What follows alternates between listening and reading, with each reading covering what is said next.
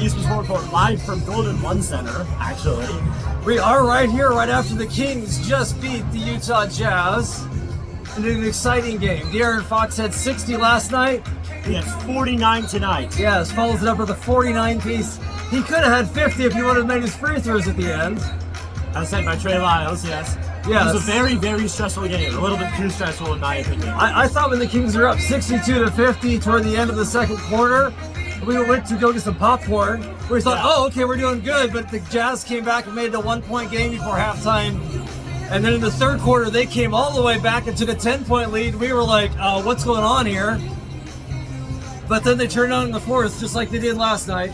As you can hear, Steven lost his voice a little bit because of the game. Hey, that's okay. Hey, we're all here for chat for the fun of it. That just means he is excited. I was a little excited. But hey, you know, we did eventually get to light the beam after Fox made some last free throws with 3 seconds to go. Anything else you want to add?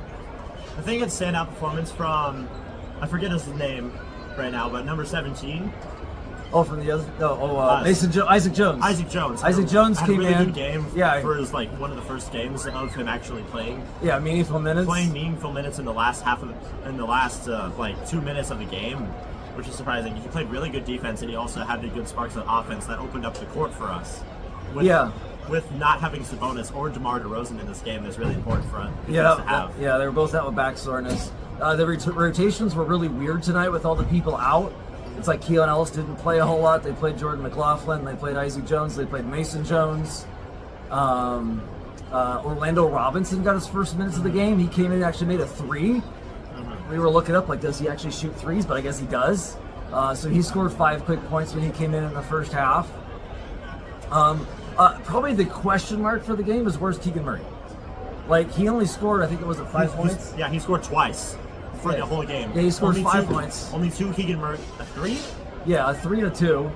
One of them you were in here. The second one he was in the bathroom.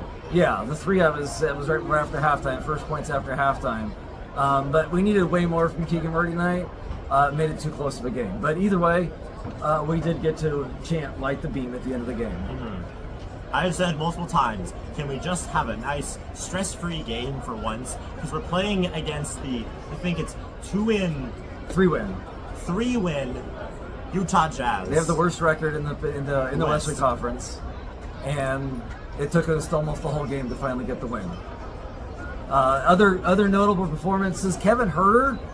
He was scoring really good tonight. Trey Lyles is scoring really well as well. Yeah, I think that might have been the only 2 that got into double figures, or the 3 of them with, of course, Fox. Yes. Getting 49. The other thing I was interesting to note as I was watching throughout the game, both teams shot really well. The Jazz shot 49% from the field. The Kings shot 51%. So with that, there wasn't many rebounds. Yes. And so, I think it ended. It was like at one point, it was like in the middle of the fourth quarter. It was like 22-23 rebounding wise. So it was very close rebounding wise. There wasn't that many missed shots. Because both teams were shooting pretty good. The other crazy points about that game, if you didn't watch it, was all the reviews at the end. Like, the refs could not get... I was like, can we... I feel like there's some vendetta that a bunch of refs have because we're the Sacramento Kings and we haven't had anything for years. So they don't care about giving us correct calls. Yet, they did make the correct calls at the end of the game because of how loud the fans booed against them. Well, no, luckily now they say if you get a challenge right, you get a second one. So like 38 seconds to go, they challenged it. At first they said it was a jump ball because they couldn't tell who the ball went off on. Yes. Clearly went off of John Collins out of bounds. But there was new rules this year. They were able to review it and see that they did foul De'Aaron Fox. So Fox made 1 out of 2 free throws. But then off the rebound, it goes out of bounds, and they called it off Jordan McLaughlin, where it was clearly off Lauri Markkanen. Again, we got a clear review. The whole arena knew it was correct. Knew the whole arena, like Vivek Ranadive standing at half court yelling, review. So, like, they got the review in and finally got it. But it was like within about a second difference between both of them. Both of them went the Kings' way. Like, come on, refs, get the close. I mean, it's a close game, heated moment. But that's what you're paid the big money for, is to get these refs calls correctly. Luckily, review did help, and we got them right. And there were a couple of refs who sucked, chance, but as expected. But yeah, I'm very happy for that. That we did get the win there tonight. I hope Domantas Sabonis and DeMar DeRozan and Domantas Sabonis and well, Malik Monk. Well, Meekbook gets healthy. But the other two, I hope Sabonis and DeMar DeRozan will actually come back on Monday's game against the Hawks. Mm-hmm. Okay. I think we're done for the day. Thanks, done. everybody. This is a live report of the Eastwood Sport Report here at Golden One Center. right after the Kings game.